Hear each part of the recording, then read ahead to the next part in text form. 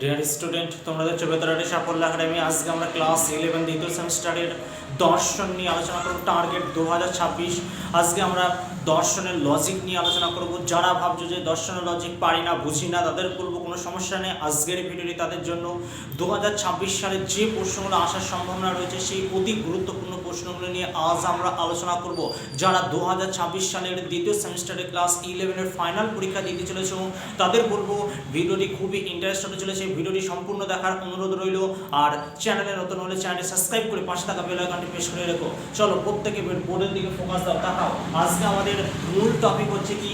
বিবর্তন। দেখো কি বলছে, নিচের বাক্যগুলি বচনে রূপান্তর করে বিবর্তন করো। দেখো কি বলছে, দেখো প্রথম প্রশ্ন কি বলছে, কেবল মানুষেরাই চিন্তাশীল। দেখো কি বলছে, মানুষেরাই চিন্তাশীল। দেখো মানুষ তো চিন্তাশীল, সকল মানুষই চিন্তাশীল। তাহলে এটা কি বচন হবে? এল এর দিয়ে প্রথমে করবে এ বচন। তাহলে কি করবে? মানুষ তো চিন্তাশীল, তাহলে লিখবে সকল মানুষ হয় চিন্তাশীল। তাহলে বিবর্তনীয়। তাহলে বিবর্তনে দেখো, বিবর্তনে কিন্তু যা থাকে সব একই, কিন্তু লাস্টে গিয়ে অযোগ হয়। তাহলে বিবর্তনের নিয়ম কি? বিবর্তনের নিয়ম হচ্ছে এ থেকে ই,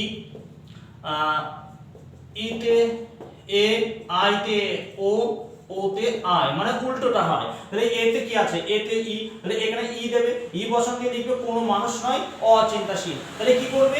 এই বিবর্তনের নিয়ম হচ্ছে কি? লাস্টে অযোগ করা। বোঝা গেছে? বাকি সবই এক থাকবে, এখানে লিখে দেবে বিবর্তিত। বোঝা গেছে? পরের প্রশ্ন দেখো কি বলছে, সব শিক্ষক নির্দয় নয়। ঠিক একই ভাবে এটাও তাই হবে। প্রথমে এলেফ দেবে, তারপরে বচনটাকে করবে, বচনটাকে করার পর তারপর সূত্র ফেলাবে, সূত্র ফেলে দেখবে এটা কোন বচন সেটা লিখবে, লেখার পর লাস্টে গিয়ে অযোগ করে দেবে। বোঝা গেছে? তাহলে প্রত্যেকটা বচনে কিন্তু লাস্ট এরকম ভাবে করতে হয়। বিবর্তনের নিয়ম কিন্তু এটাই। তাহলে কি বলছে? ধার্মিক।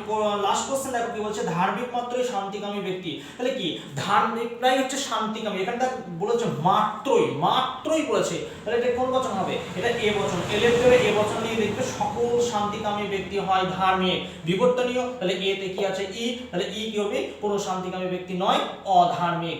লিখে দেব বিবর্তিত। বোঝা গেছে?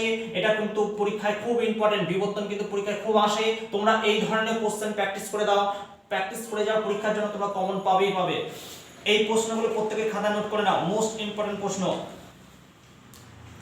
আজকে এই পর্যন্তই। ভিডিওটি ভালো লাগলে অবশ্যই একটি লাইক করো।